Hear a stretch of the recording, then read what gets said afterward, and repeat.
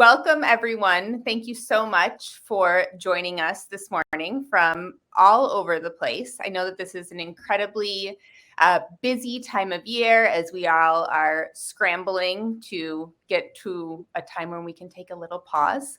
So we sincerely appreciate you carving some time out of your day to join us for what I am confident will be a very insightful conversation.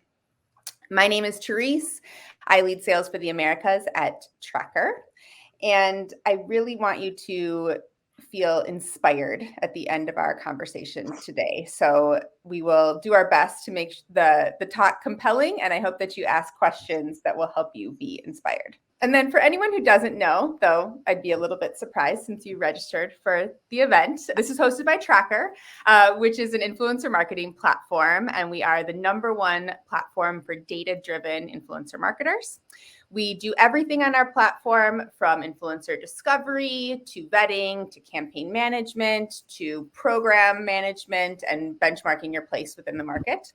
And we are fortunate and grateful to work with the world's leading brands. So we have clients like L'Oreal, Coty, Samsung, Diageo, Pandora, and ColourPop as well already know and are excited about here. So without further ado, I am really thrilled to be joined by our panelists today, the Senior Director of Integrated Marketing and Communications at Seed Beauty and ColourPop Cosmetics, that's ColourPop's parent company, Alanna Marder, and celebrity makeup artist, but I feel like really we should say TikTok sensation, TikTok star extraordinaire, Melissa Murdick, who we are really grateful that you could join us today. And can you both share a little bit about yourself, please? I can go first because you said my name first. Yeah, I live in LA. I lead all of the marketing at Seed Beauty, which is ColourPop and a couple other brands within the portfolio. So I oversee social and influencer PR events, kind of anything that really speaks and storytells to our customer. Excited to chat today and super grateful to Melissa for joining us. ColourPop has had a really fantastic longstanding partnership with her and so thrilled. Thank you. Awesome. Hello, everyone. I'm Melissa. I use she, her pronouns. I have been a makeup artist for over 20 years because I am far older than I look. I moved to LA about 16 years ago to pursue my career as a makeup artist.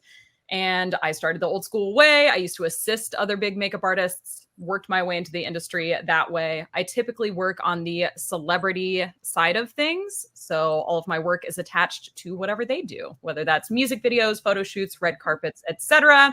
TV and film is kind of a separate side of the industry here in LA. So I am not on that side. About 5 or so years ago, I started teaching at the LA LGBT Plus Center at their trans lounge and started teaching trans feminine folks makeup in person. Then I started to do it on Zoom. And I also created a website called The Pretty Fix during COVID, which is geared specifically towards teaching trans folks who are transitioning as adults makeup from the ground up. Aside from that, I started doing TikTok about a year and some change ago. And I accidentally blew up. So I'm an accidental TikTok sensation. I was a user first. I love TikTok. And I started making videos. I went viral and I continued to have a lot of fun on there. I think right now I'm at 1.3 million followers. And yeah, I guess that's me.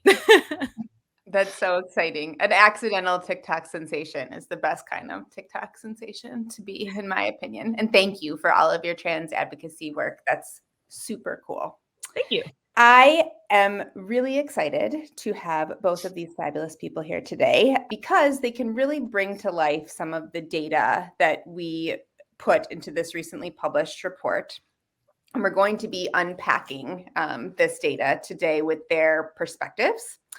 So I wanted to make sure that you're all familiar with the Tracker 2024 Influencer Marketing Report, and you can find it again on the right-hand side of your screen if you wanted to download it and reference it later on. In this report, we surveyed over 1,000 millennial and Gen Z consumers, and we asked them about their social media usage and behaviors as aligns with social media, so that you, the practitioners in the audience today, and anyone who's working on influencer strategy, would have answers to some of your burning questions, like what platforms are your target audience consuming content on, and where are they most likely to purchase products when they see them on a platform, and what factors are really playing into their purchase decisions. So we wanted to give you a true voice of customer here and allow you to inform your strategy with their behavior, with real consumer behavior. In this report, as is clear on the screen, we did focus on millennial and Gen Z consumers, but today we're focused entirely on that Gen Z consumer group.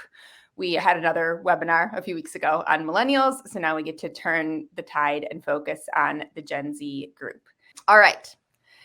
So we found in our impact report, so if you were here for the millennial conversation, Facebook was like the big winner for where everyone was consuming content, for where people were making purchase decisions. And I was a little surprised by that. I was like, is it Facebook Marketplace that they're buying? Like everyone's looking for a couch on there.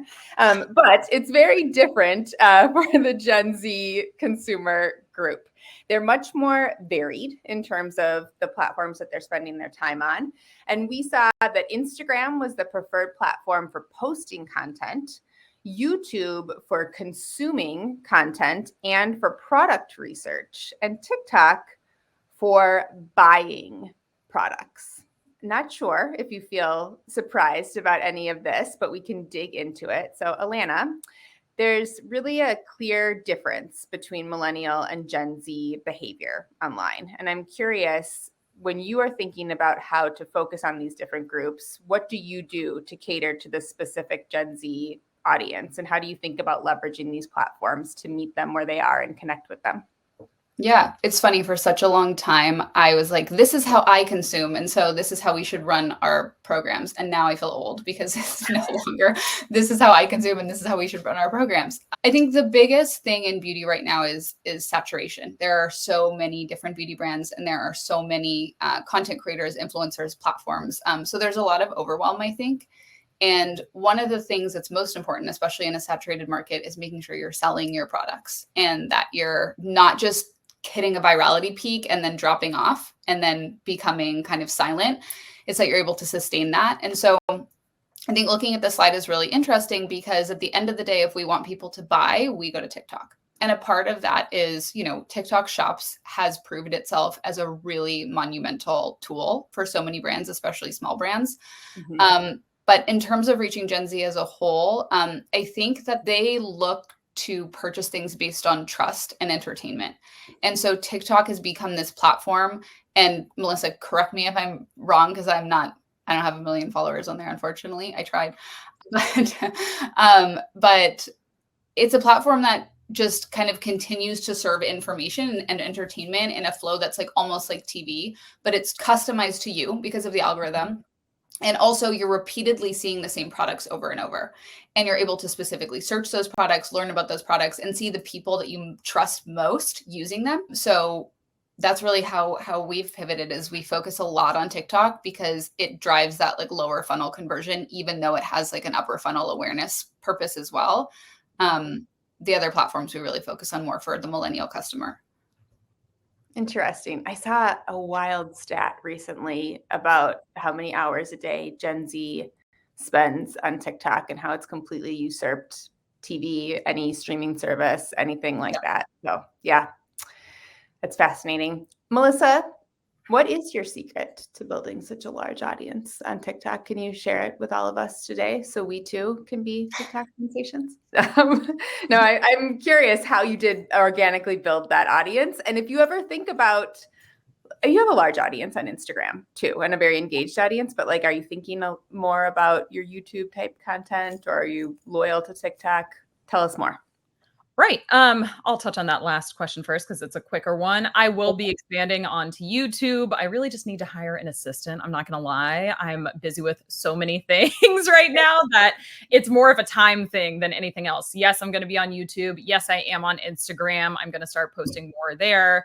I think I'm at 8,000 or something on Instagram. But with TikTok, how did I do this? I think that part of my success is because I was posting original content. So I did not go on TikTok, look at some other makeup artist page and start giving tips that were either similar to theirs or kind of copying, which is something that I saw a lot in the beauty space, where it was like a blush would come out and everybody just makes a video that says, let's try the viral blush. Let's try the viral blush. And so I wasn't following other creators. I was just creating from my own knowledge base and also from my own personality. So I think that is really important. There is a creative aspect that really has to be there in social media. I think that contrasts the idea of trying to go viral or trying to create this thing, where really the focus should be like, how am I providing value through my own perspective, my own experience, and my own personality. So I think that is how I grew, as well as I'm very engaged with my audience, which I think we might touch on a little bit later, but that is a huge part of it. I talk to these people. So I think those are like the main elements. Yeah. And I hear authenticity is a real theme in that answer too. We touched on that in the millennial webinar with Neil, was talking about how she doesn't look around her, but she's talking as herself and authentically. And that's how she's engaging. And it sounds like that's really similar for you. You're not trying to be the next or be like anyone else. You're just being yourself. And that's what reaches consumers most effectively, I think. Yep. So good segue. When you were talking about, the viral lipstick anecdote, I was thinking about briefing and how sometimes when we see the same thing from everyone, it can be the fault of the brief. No shade to anyone here, but we have to think about that in terms of how we're engaging with creators. But one thing that we found here was that Gen Z is more likely to favor long videos than millennials, 5+ minutes. And that does align with YouTube, their preference for YouTube and learning about new products on YouTube. It's interesting too, 5+ minutes of watching is a pretty long tutorial. But you talked about engagement in your last answer there, Melissa. Can you talk about, and I think you were saying you respond to comments and things like that, but beyond just being yourself in a video, how are you thinking about creating an engaging video? And do you ever think about age segmentation when you're planning your content? Like, are you thinking this is a video that Gen Z consumers will love? No, I am not thinking about the age. I attract the people I attract through the type of content. The majority of my following is between like 18 and 35. That's my biggest chunk. And I think they're just naturally drawn to what I have to offer, to be honest. So I personally, because I'm not strategizing on that micro of a level, that's not something I pay attention to. And again, that kind of gets into the, for me as a creator, like trying a little too hard, Like, I'm not going to jump on there and be like, okay, I've got to do this for Gen Z. So I got to talk about how this lipstick gives you the Riz or so, it's like when the older person's trying to be too cool. Anyway, the way that I go about creating engaging videos is you always are giving value. Like, you're selling them the content. And so I actually use a direct response marketing format for my videos. If anybody is familiar with that, I don't know who else in our audience, but essentially what that means is I'm coming in with a hook. I want you to get the gist of what I'm about to tell you about, or get your attention. Like, what are we doing to stop the scroll? Then I'm going to provide the meat of what I'm teaching you or what I'm discussing. And at the end, I have a call to action.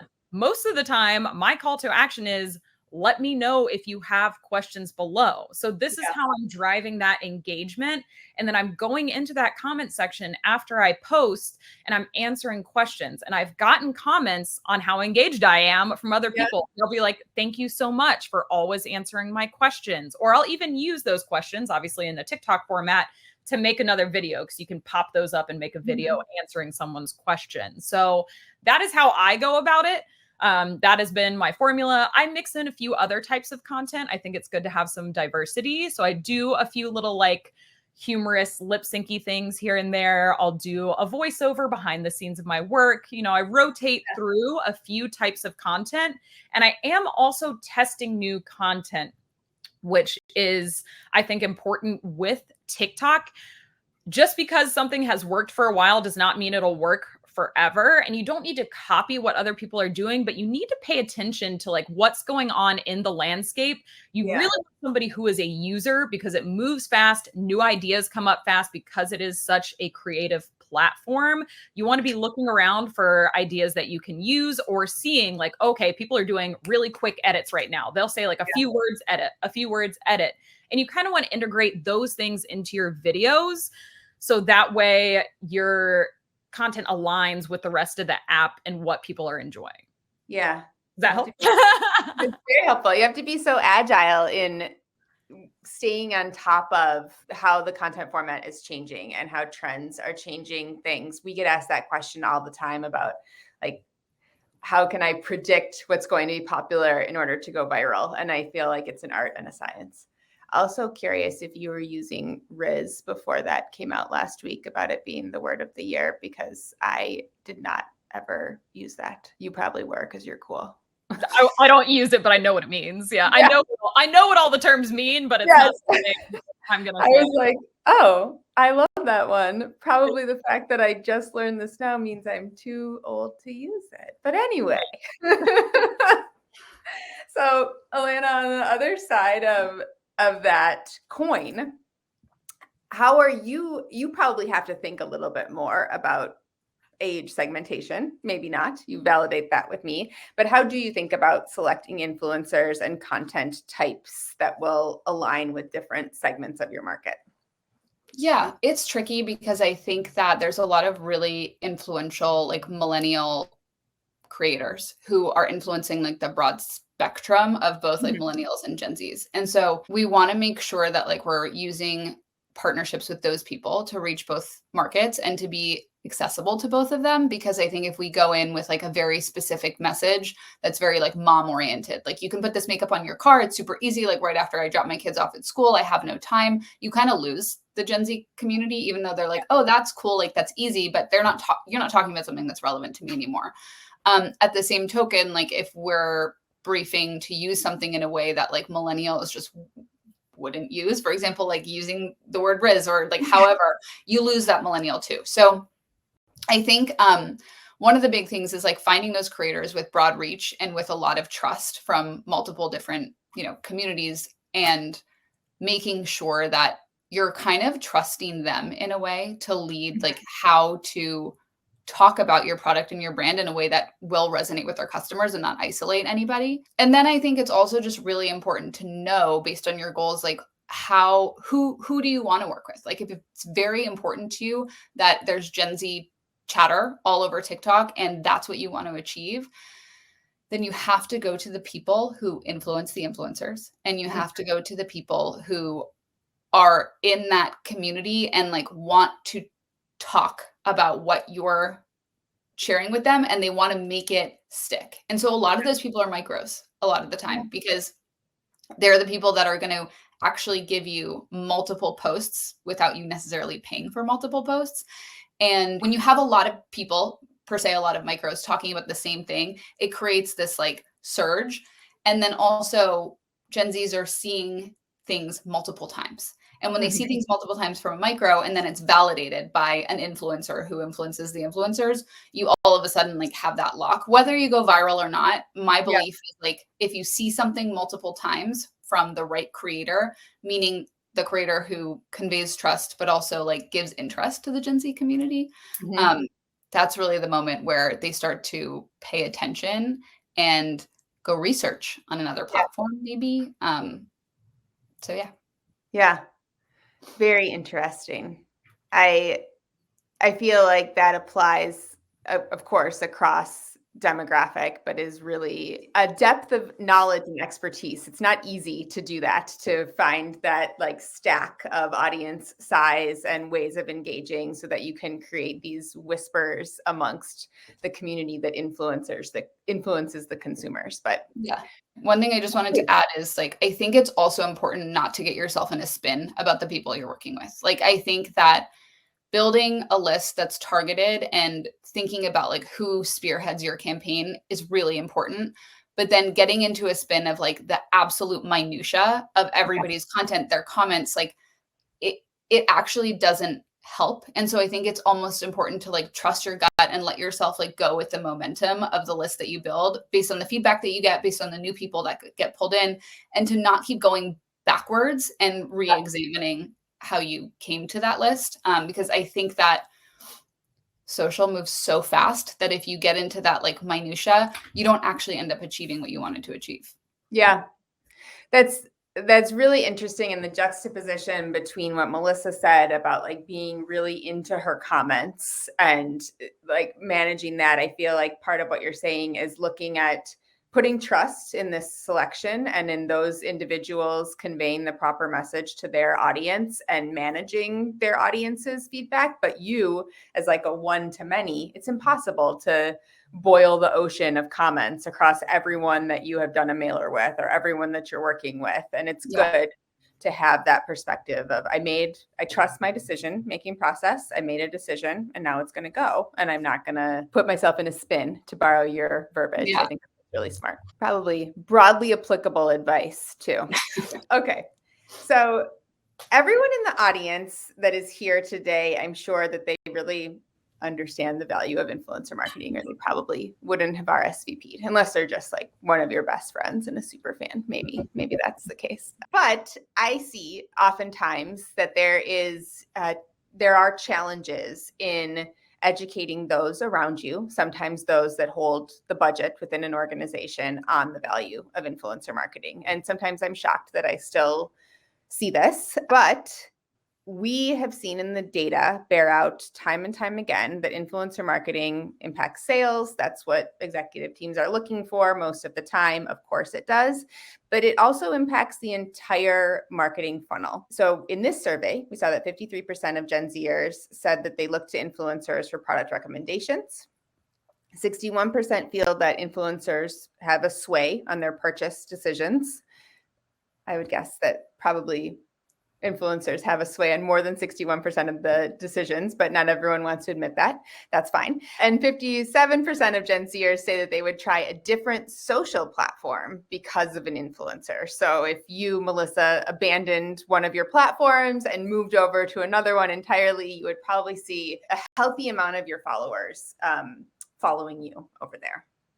So going back to that question, well, I guess building on the question, Alanna, of how you're selecting influencers to align with certain demographic groups, how do you think about working with different types of creators? Like, are you thinking about TikTok first, YouTube first, Instagram first, those types of things when you're building out your strategy? And is there a certain type of partnership that you'll be prioritizing moving into the next year?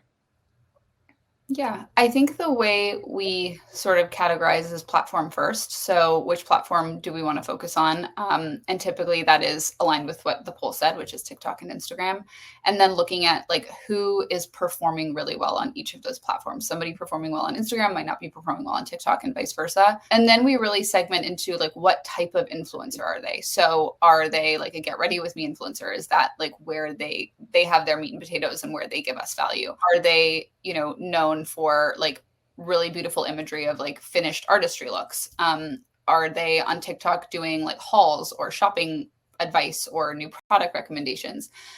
Or are they like vlogs, you know, are they all about their days? Are they all about what they're doing? And they're really just like letting you into their life. So we first segment by platform. We secondarily segment by what type of influencer are they and what type of content are they going to give us? Depending on how we're approaching the campaign, we obviously want to make it well-rounded. But at the same time, we want to make sure that we're picking a category that is our focus based on who we want to reach. So for example, let's say we're picking like vlog-based influencers because we want to do integrated posts and really like hit that trust mark. We would probably like overinvest on that specific category and then make sure that we were tapping into the other categories where we felt like it was relevant to support that first one. I think when you try and segment yourself to do everything, that's when you end up in trouble unless you have literally $1 million+ for a campaign. And then, you know, we also think about like who is going to show value when we invest paid media in those posts. So, and how do we layer that on top of our campaign to make sure that we're like achieving what we want to achieve? I think that one of the big things, which we've talked about previously, is just like trust. Like, are we working with people who their audience trusts and their audience like looks to for their recommendations? Yeah. Really interesting. And I've been getting a lot of questions in just the past week about that paid media anecdote that you shared. So trying to predict, if I do boost this person, how is it going to change things well in advance of ever partnering with them, which is a really interesting question to try to solve for. So Melissa, what do you think creators do well or could do to convince Gen Z to purchase products? And I feel like this is a loaded question with your platform of choice and TikTok Shop, but curious what you think. Yeah. I sell a metric ton of products on TikTok Shop, and there's not even that many brands on there right now. So I am happy to speak about this. You know, one of the things that we've already touched on is repetition. So when I am using products, especially because I'm doing it at home, I'm doing makeup on myself, you're going to see me recommending a lot of the same products, using a lot of the same brushes over and over and over. And that does make you want to buy. It's so funny because when you were talking about like Gen Z consumer behavior, I'm like, I am not Gen Z, but I buy like that. I have bought multiple things off TikTok Shop because I kept seeing them. And I was like, all right, I'm getting it. Enough people have said it's good. I'm going to buy it. And even without that overt selling, you know, I see people getting frustrated a bit with the like, here's one product and here's why it's the absolute best thing in the world. But like when you integrate a more like cohesive, like here's other options, here's, you know, some other products I'm using with it, it feels more authentic and it starts to get that recognition going, you know. So maybe the first time I mentioned this foundation brush, you're not going to buy it, but maybe when you've heard me talk about it and you've seen me using it 5 times, you're going to finally go into my TikTok Shop and buy it from me. Also, when I discuss call to action, I tell people that you can find all the products that I am working with in my TikTok Shop. And I explain to them there's a lot of education that needs to be done around TikTok Shop right now. I actually had a meeting with the TikTok beauty department to like talk about things that I want to see. And, you know, it's kind of a work in progress, but a lot of people just don't understand TikTok Shop. They don't know how to find authentic products from the brands, which is the only thing I will recommend. I don't do drop shippers. They don't understand like where TikTok Shop is, blah, blah, blah. So I have made content educating people about that. I've made content telling people what the eligible for commission sticker means, you know, because I've gotten plenty of comments where people are like, everything's a paid ad now. And I'm like, no, this is not a paid ad. This is just that they make me put that label on there, etc. So this is the combination of ways that I sell things outside of doing paid promotions. It's just by integrating those products naturally into my routine as I'm doing different looks, telling people to buy stuff, and providing education around TikTok Shop and around the sales, the deals, all the things that are happening. I'm helping somebody is how I look at it. I'm not just like, oh, here's this thing, right? And I keep integrity with that for myself personally. You know, I am recommending things that I actually like and that I've used on multiple people or that I've used for a period of time. I don't do first impressions. I'm not like, this is the first day I've used this concealer. It takes a while. So yeah. No, that's wonderful. And that authenticity is key to all of this. I had an interview yesterday about the new regulations for disclosure, and everyone who is online now, well, not everyone, all of Gen Z is hip to this. So being fully transparent and authentic in terms of what you are getting paid for and what you're not is so important to keep their trust after you've earned it. Okay, now I want to talk about predictions, just so that I can, going against what you said earlier about not being like everyone else. I'm going to be like everyone else in December of any year and ask you for your predictions for next year. And I really want to know where you feel the industry is going, and if there's anything that you're afraid of or anything that you're excited for. And Alanna, I'm going to put you on the spot to answer first. Yeah, I have so many thoughts. I think first and foremost, it's really important to make sure that your influencer community or your creator community is engaged with you, and that you're finding ways to make sure that like how you're investing is going to have long-term return from your creator. One of the biggest things that we've talked about here is repetition and making sure that you're, constantly being involved in creator posts throughout the important platforms, especially TikTok. So I think the big thing is to make yourself available. And whether that's through TikTok Shop, whether that's through making sure that you're like sending out mailers or product, or you have a self-serve function where creators can order product from you, whether it's new or self-serve. I think that's going to be the most important.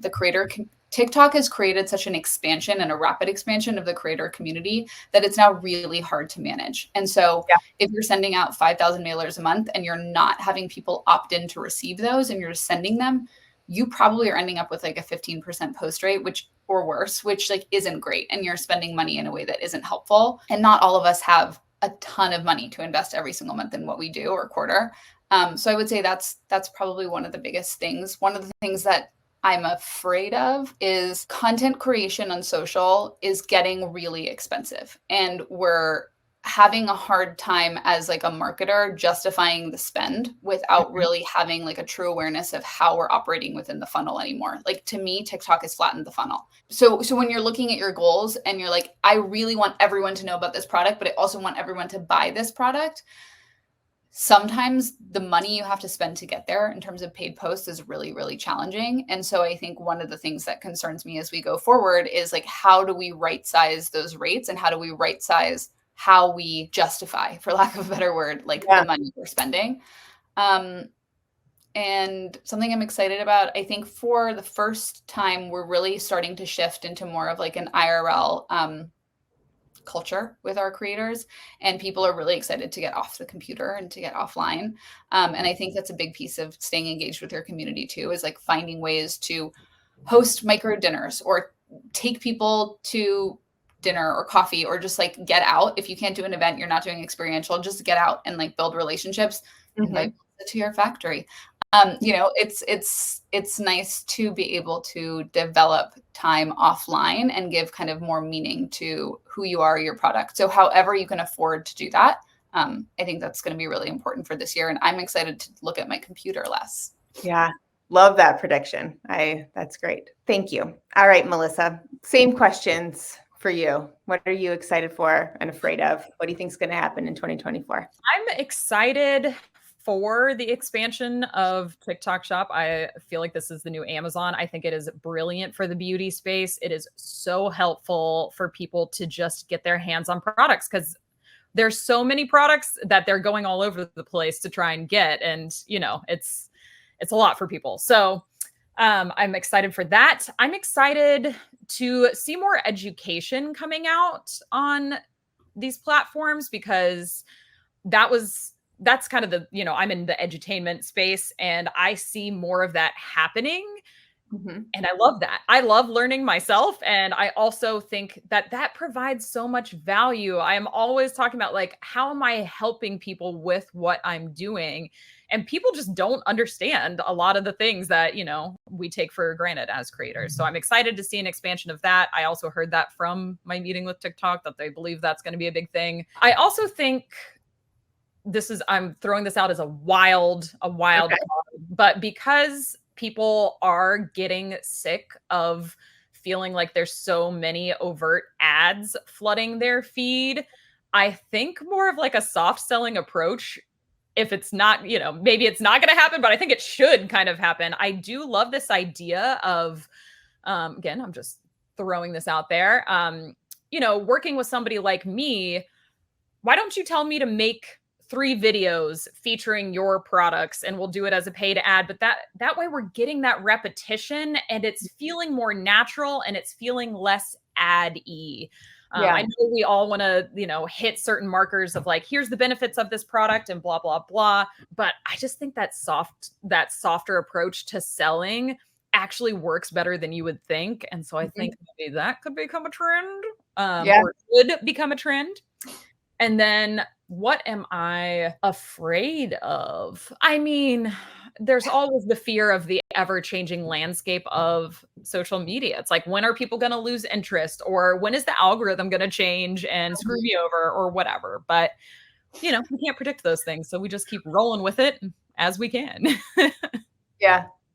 I heard a really interesting theme in both of those responses about less transactional relationships between the brands and the creators. So, doing real life events, getting off your computer, having dinner, not just be negotiating the contract the whole time, and longer term partnerships. And I such a fan of authentic relationships and real relationships that aren't just transactional. So I hope that you're both very right in those predictions.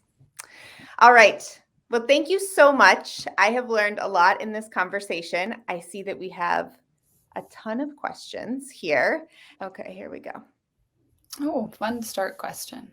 I think for social media marketers, I'm going to focus on that because that's who I am. I would say the biggest 3 things is 1, make sure that you're clear on your goals.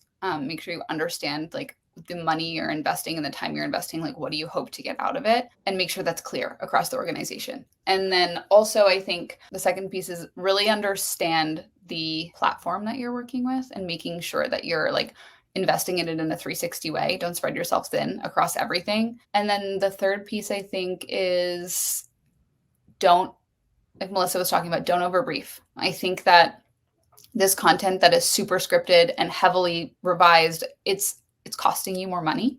And I don't think it hits like you want it to hit. I understand the purpose of it, but I could talk about this for a long time. I understand the purpose of it, but I think that it's not what's selling your product for you. Yeah. I just want to chime in and say, agreed. Agreed. When I get a super scripted brief or when I've done a video for someone and they revise it and they change my wording and stuff, I'm like, this removes that authentic factor. It feels like an ad. You kind of need to let creators do what they do best. Give them a guideline of what you want to hit and like your timeline or whatever, but you also don't want to see the same video 50 times from every different creator. Because again, it feels like an ad and we're getting sick of that. Yeah. I don't know if, Melissa, this is something you want to touch on or not, and that's fine either way. But from my perspective, it also gives you more opportunity to talk about rates and like different ways to approach those fees. Of course, like you're still owning a spot on the feed, so that still costs money, but you're asking for less work when you're not asking someone to like read a script, send it to you, revise it. So I think you also have an opportunity to make your money go further when you're talking about integrated posts or product placement, or really if you're saying like, I don't need this to even come to me for approval, like all of those things cost money. And I think we don't remember that they cost money, but they do. Yeah. That is 100% true. And also, as somebody who meets with other influencers in my field, like we talk about all these things. And if you want to book me for 3 videos, I'm gonna cut you a deal. All right. That's a package deal. As if you want to lower your rates, lower the asks and also give more freedom and do multiples with the same creator, which is another thing that I think builds that awareness, that repetition, and that trust. Is like, you're going to see me talking about X, Y, and Z brand for the next 5 months. And the more you hear about it from the same person, I think that is really helpful. Just throwing that in. That's huge. I think we could do a whole other webinar about how you educate everyone around you within an organization, that's the right way to do it. That's what I hear so much tension about, is they want like the executive is like, they need to say exactly this, but we know that that doesn't work. So Yeah. yeah. All right. Another question. Mhm. Oh, this one. Yes. Okay. All right. Yes. So trans inclusivity in the beauty space is low. Where do we see trans creators being promoted? Where do we see trans folks in beauty advertising? We don't really. There's not as many brands that I think are doing this very well. I want to shout out two that I think are great. One Size Beauty, which was created by Patrick Starr, and also Milk Makeup. And you can see that when you go on their social feeds, but you can also see it throughout their entire branding. So if you go on their website, there's people that look like real people, like the people you would encounter in your day-to-day life. And I think that the beauty space still has this transphobic notion of, if I include trans folks in, in this space, or, forward facing, it's going to, scare off consumers. And something I want to say is that they are your consumers. All right. Yeah. Especially when we're talking about Gen Z. Gen Z is more socially attuned than any other generation. All right. I have a 20-year-old trans niece. I have an 18-year-old non-binary niece. And a lot of their friends also fall into that category. Mm-hmm. So if you're purely going to do this because it's a money-making thing, think about that and put these people at the forefront of your marketing efforts by including them, giving them visibility. So anyway, that's my little TED talk. Very important. And especially Gen Z consumers are following and buying from brands and influencers that align with their values. And we see that the majority of them have inclusivity in their values. So that's a very important message. Okay. What do you feel brands are doing wrong? Do you want to answer first, Alanna? Well, I think one of the things is we just talked about, like over briefing and over engineering. And I saw somebody wrote in the chat, like, how do you still get what you need? I think, just to be clear, like, I don't think either of us are saying give no guidelines, give no information. We're saying, like, trust the partner you're working with. And some partners maybe you can't yet, and you need to, like, brief them first or understand, their capabilities before you can. But give guidelines, give your requirements, but let them do it in, like, their way, because that's where the trust lies. I think the other thing is also trying to compete with brands that actually you can't compete with. And so celebrity-driven brands are of another level, specifically because they have a celebrity that drives a sense of community. I think Rare Beauty is a really good example. They've created this whole secondary nature of their business that's about community and mental health and wellness, and I think it's incredible. But if you don't have the capacity to do that as a small brand, don't try and do it poorly. Do what you can do well, and then use that to grow to a space where you can then integrate those things well. I think when people try and look at Rare or look at Rhode and they're like, wow, like, we can do something like that, but we're going to just do it like in a half attempted way, and we're going to spread ourselves thin across everything. You're not comparing apples to apples. You're comparing apples to, like, a golden apple. Yeah. And I think it's not helpful. So I think if you look at your competitors who are really your neighbors, that's where you find, learn, and start to, leverage tools that you actually can, instead of looking at something that's, like, way out of your field. Yeah. There's a difference between inspirational, aspirational, and peers in the space when you're learning from them, for sure.